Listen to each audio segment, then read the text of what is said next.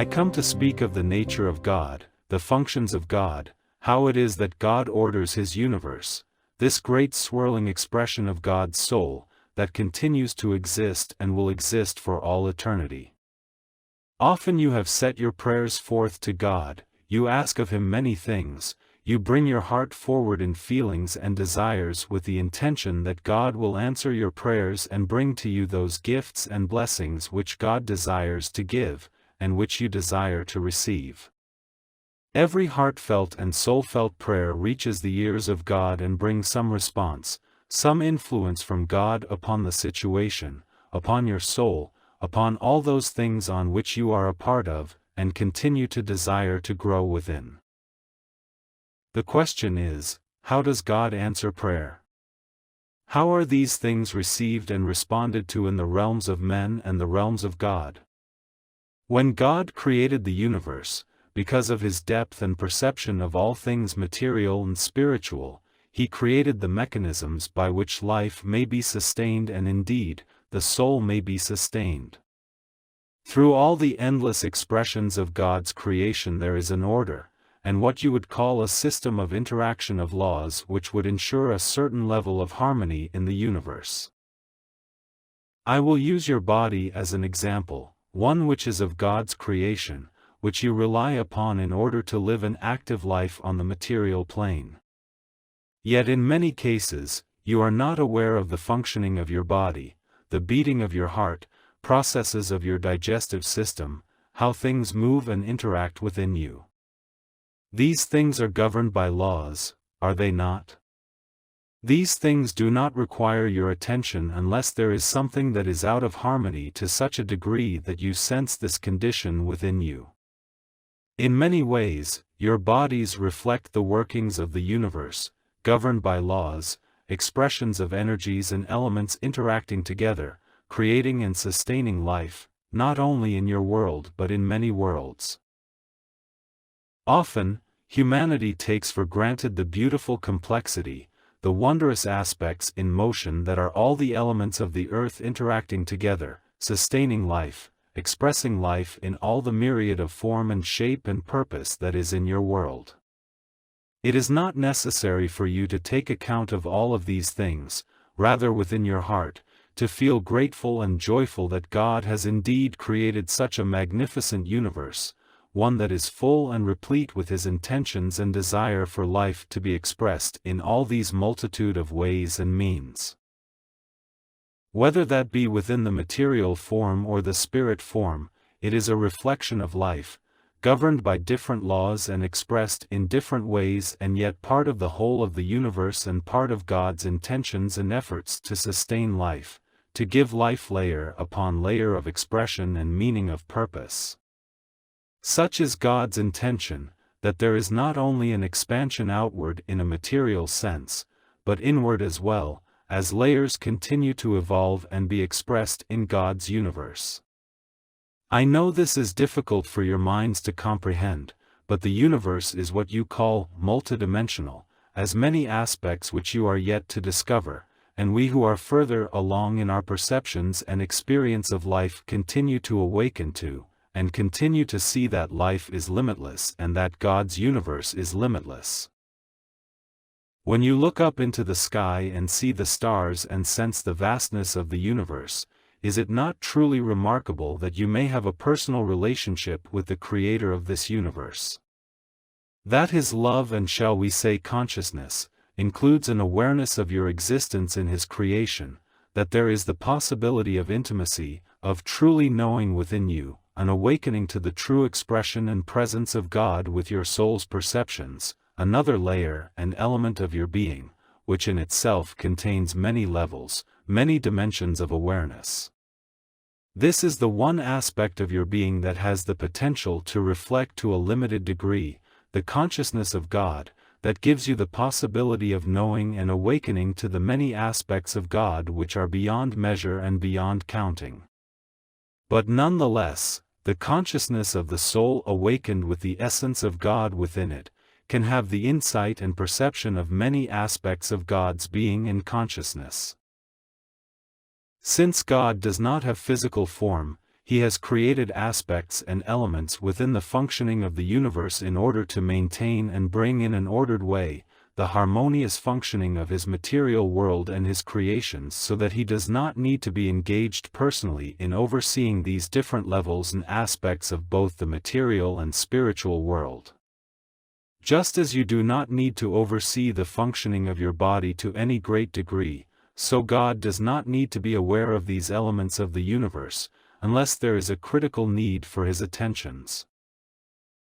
When you pray and reach out to God, you open a door that is reserved for humanity only, to be in personal contact with God. In God's great love and mercy for his highest of creations, he has given this gift of communication and connection between your soul and God's soul. Yet few avail themselves of this great boon to the existence of humanity, this privilege of knowing and being within a personalized relationship with God. This is where God's focus is, beloved souls, upon his beautiful creation, which is the souls of humanity. It is indeed a great privilege and a great blessing to exist within the workings and the expressions of God's great soul. In these workings there is a personal blessing or plan for each individual, but it is for that individual to come to know this and understand his plan. This too can only be realized with the soul awakened by the blessing of God's essence within. Otherwise, humanity ventures forward within the mind, the material mind, and imaginings which come with his inherited abilities to understand the universe. This may bring a measure of truth, a measure of understanding, but not a true relationship with the Creator. It can only happen with the open door of the soul yearning for God and awakening to God. For no amount of material ability, whether that be of the spiritual quality or the material quality, can come to God in all earnestness and purity so that they are within these intentions and a true relationship may be built. As you can well imagine, God's universe is very complex indeed, and there are no limitations to God's universe, his creation, clearly having a sense of order and balance, of flow and progress. All of these things are governed with love, the power of love, not the love which humanity expresses, but the love of God and its infinite powers and possibilities. The universe is God's love manifest, and within God's love is a great impetus for all that is within creation to come and move towards harmony, for love and harmony are two aspects of the same force which governs the universe. Humanity does not understand love to any great degree, but indeed, there is a recognition, a sense, a feeling, which is love within them. Many of you have come to decide that they wish to explore love in all its glory, beyond that of the human scale towards that of the infinite scale of the soul in relationship with God's great soul.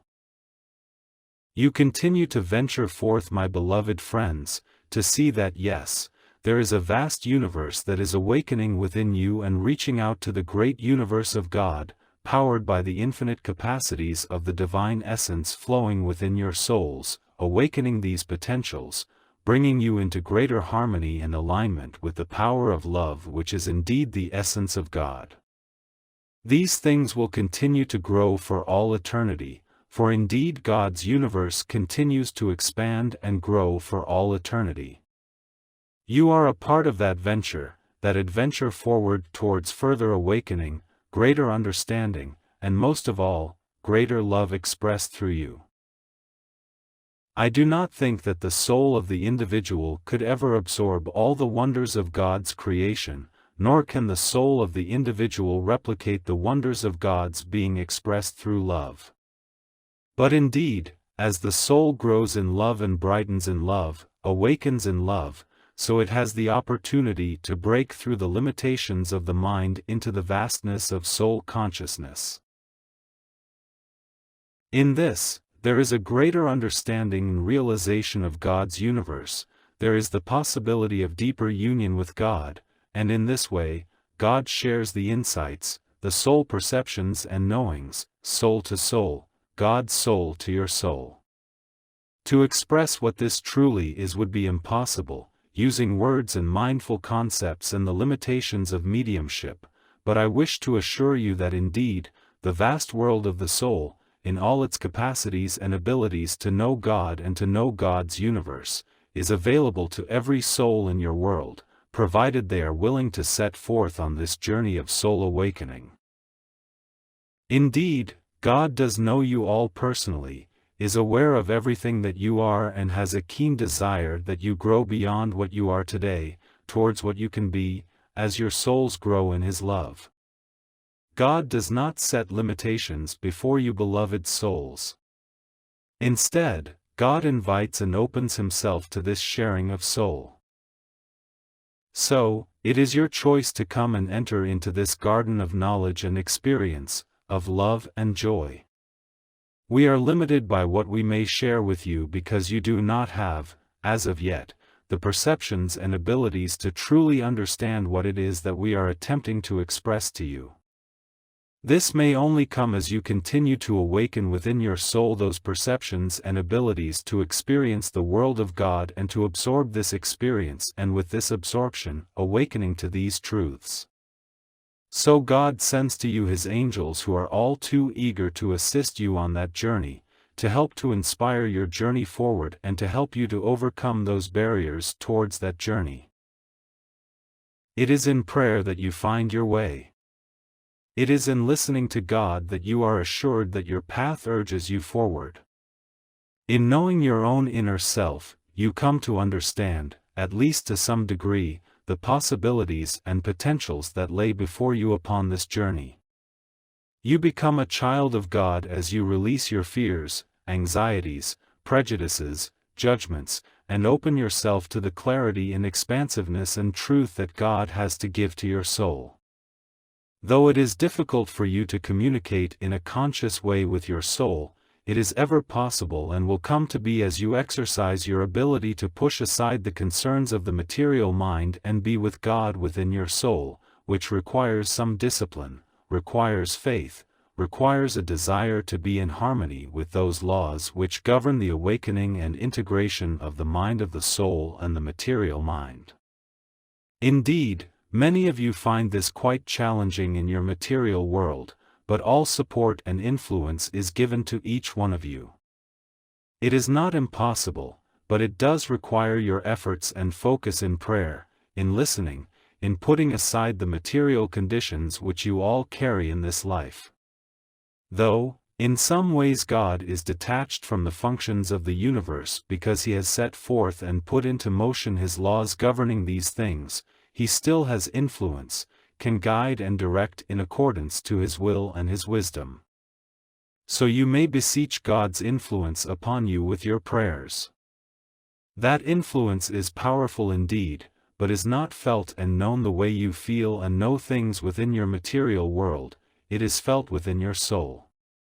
As you continue to widen that passage between your conscious mindful self and that of your soul consciousness, feeding this with God's love and essence, then you will come to know God's influence as a powerful and directive force within you, awakening all those elements deep within that God had placed through His perfect plan and wisdom for each individual soul. None will be forsaken and none will be denied, but all are welcome, provided they are willing to accept this invitation. Your acceptance is not just of the mind making a decision to follow the path of God's love, but it must too come from the soul, for this is the deepest and most powerful part of your being.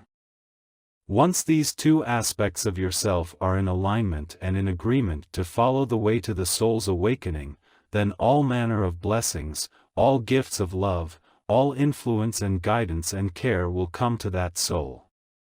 Often it starts as an intellectual idea, at least in their consciousness, but indeed within the soul, with this election to walk with God, there is great joy deep within, a recognition that that soul has found its way into the light of the truth of God's love and presence. So many of you have ventured forth a few steps upon this journey, and those things that I speak of regarding the vastness of the universe, the vastness of God, the many aspects of His creation and His soul may only awaken within you and your imagination, an idea of that which I speak of. But I tell you, that as you move forward, as your soul gains strength, vitality, and its gifts awakening, you will see beyond the imaginings of your mind towards the infinite possibilities of your soul's perceptions. You will see God and come to know God, and come to be with God in all of God's glory and light and wonderment and manifestations. Your perceptions of life, your ideas and purpose and meaning, will all be changed and transformed by the rising consciousness of your soul.